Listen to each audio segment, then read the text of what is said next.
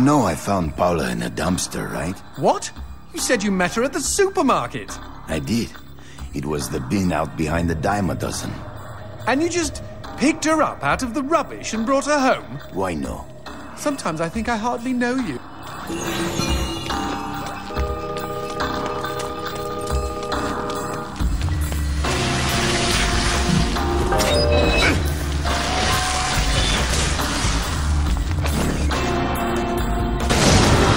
What was that? I don't know, but we've got company, as in lots of. Well, if they pull up a chair, I would be happy to beat them with it.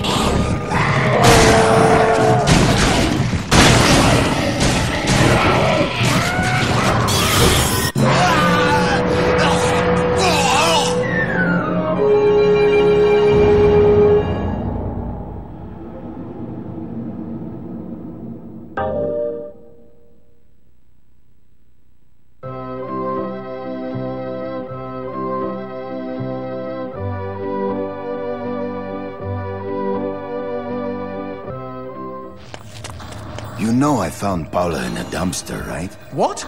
You said you met her at the supermarket. I did. It was the bin out behind the dime a dozen. And you just picked her... What was that? I don't know, but we've got company, as in lots of. Well, if they pull up a chair, I would be happy to beat them with it.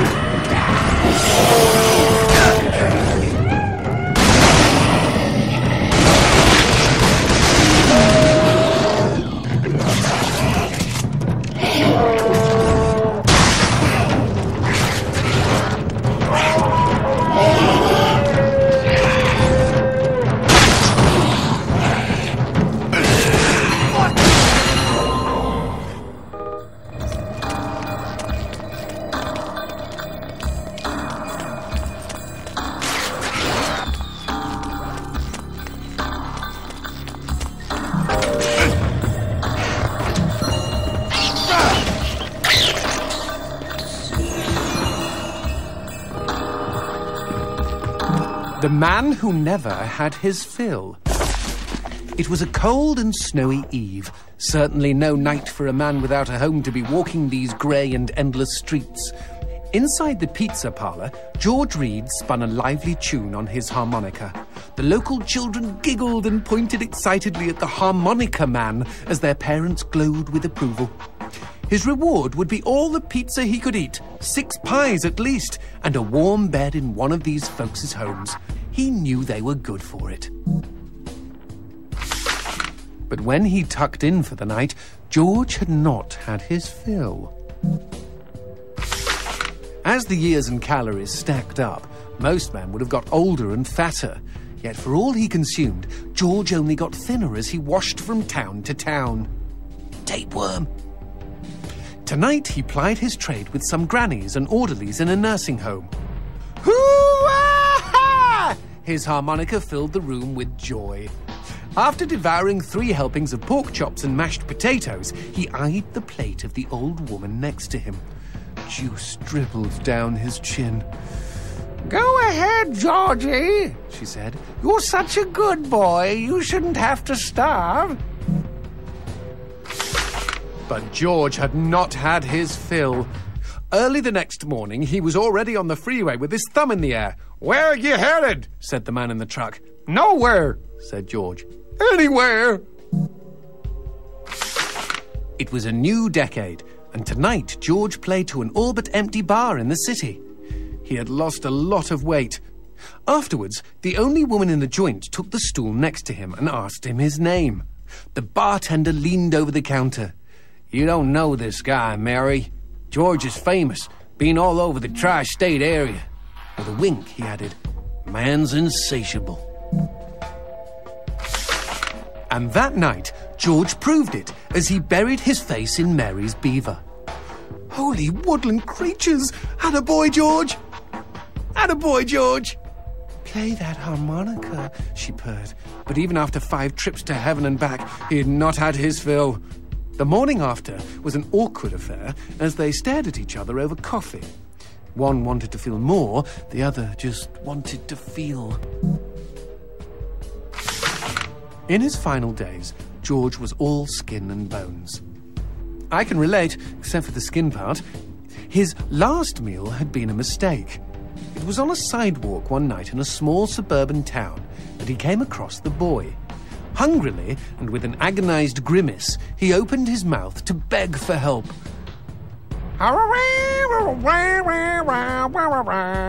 Out came a cacophony of wheezes and toots, but the boy understood. Wait, you mean Jorge ate his harmonica?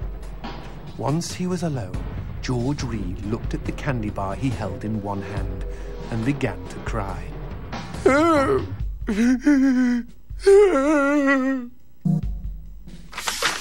They found George's half-eaten body in a market next town over. In one hand he held a knife, in the other a fork. Chunks of flesh had been torn from his chest and his arms. Blood framed an eerie smile. The wind that morning blew fierce, and as it whistled through the hole he'd carved out of his own neck, the harmonica man played his last song in this world. There were Gawkers, and many knew him. They shared stories of how he'd filled them with hope, filled them with life. They, at least, had had their fill. Especially Mary. The end.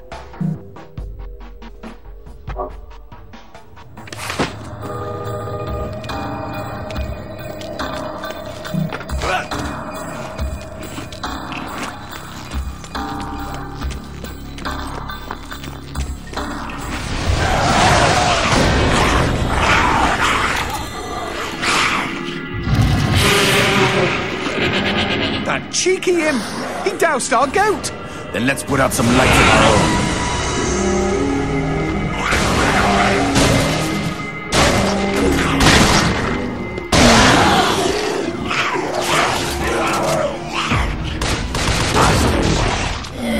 Would you kindly bust a cap in those mother fudges before they douse the lights?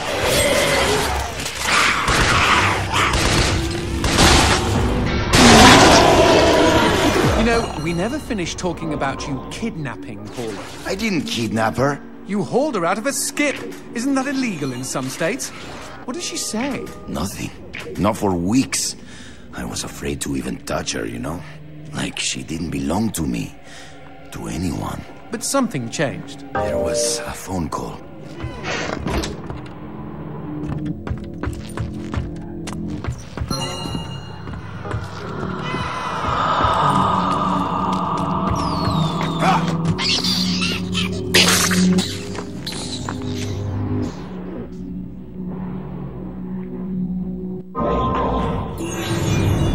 Speaking of phones, put that on hold, G. We've got company.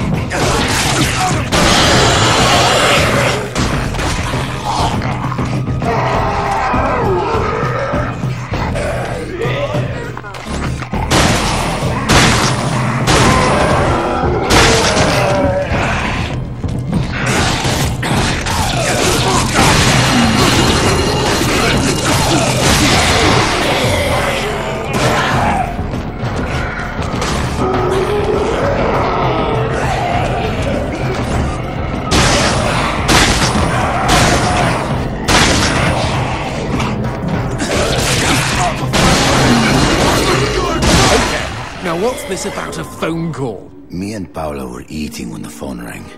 Suddenly, she slams her fork down and says, "Don't answer it!" Creepy.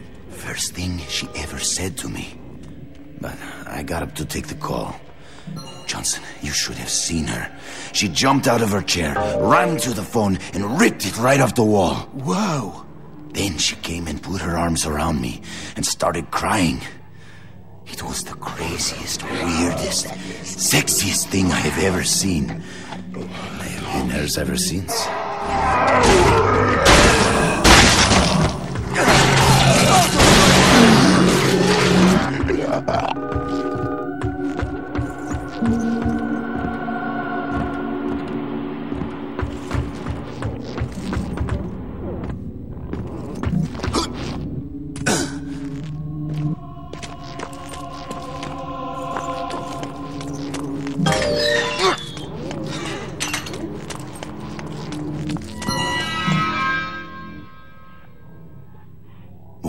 Demons don't like teeth? The gun laws here are very strict. Haven't you wondered why they don't shoot back?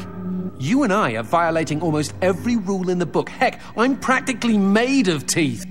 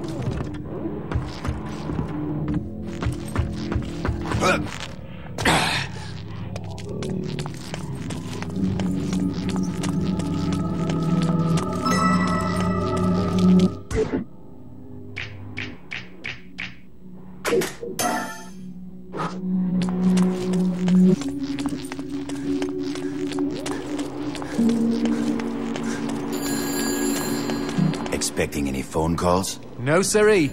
Maybe it's from Paula. Or at least someone with answers.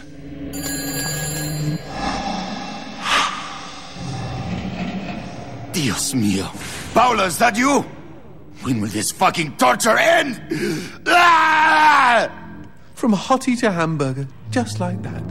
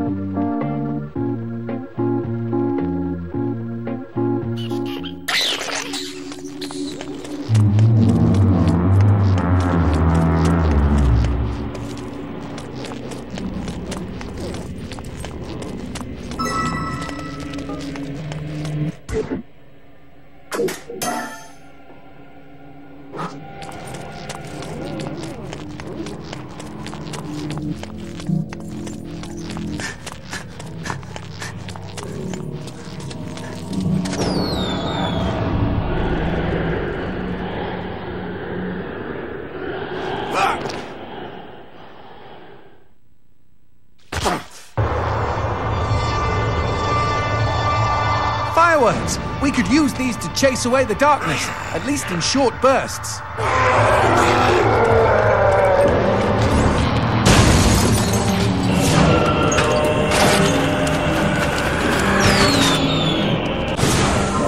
Just look at them. fiery sprinkles in a great big chocolatey sky. Johnson, shut up.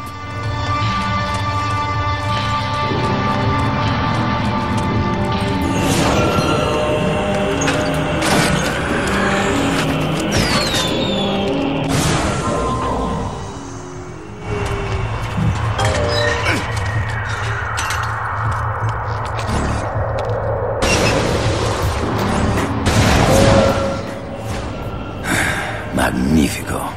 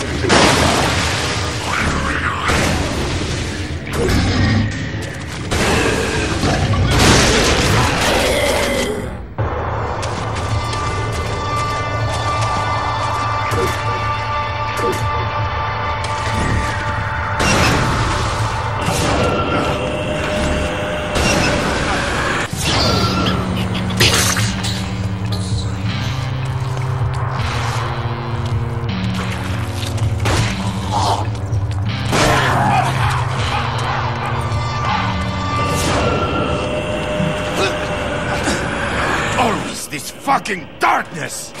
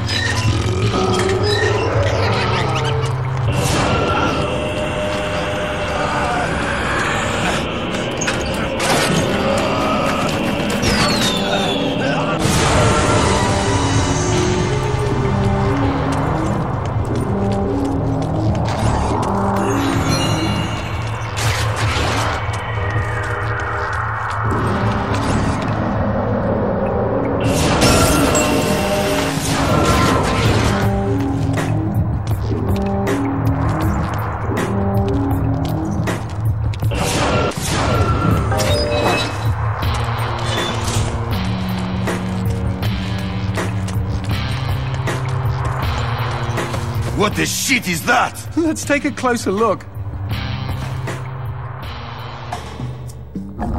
Well, howdy-ho! Name's Christopher. Now, don't y'all be afraid. I ain't gonna bite. Trust me. You see, I'm what you call a mixture of beast and human. Oh, best of both worlds, my pappy said. but what are you doing around these parts? Ain't you immortal? Why should I tell you?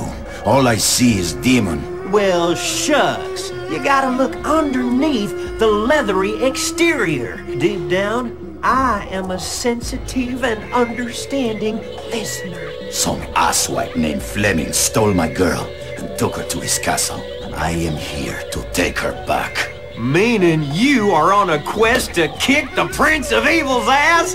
Holy shit! Oh, I want in on some of this action. How can I help, huh? How can I? Well, I hope that you're offering more than just enthusiasm. I tell you what, I get pretty hungry, and I just love them white gems. You get enough of those and we can trade. With the right incentive, I might even be able to introduce you to some real product. Know what I mean?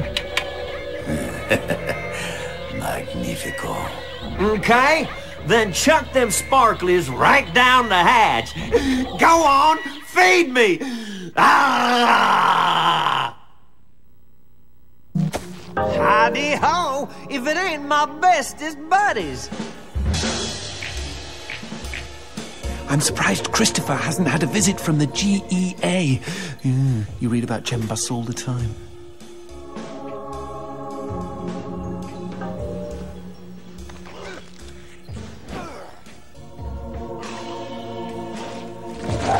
Y'all take care now.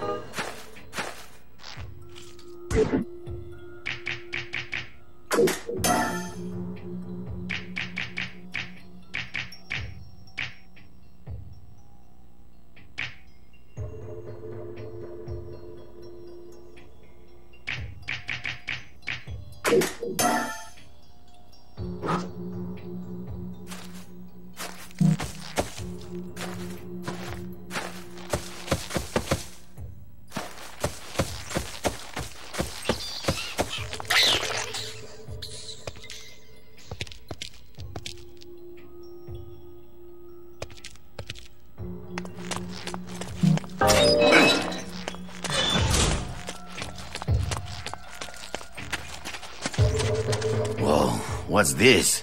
Sushi with a dick? These guys may look ugly, but they're actually quite useful. Are they friendly? Yes, I kept one as a pet. Hit them with light, and they'll keep you safe.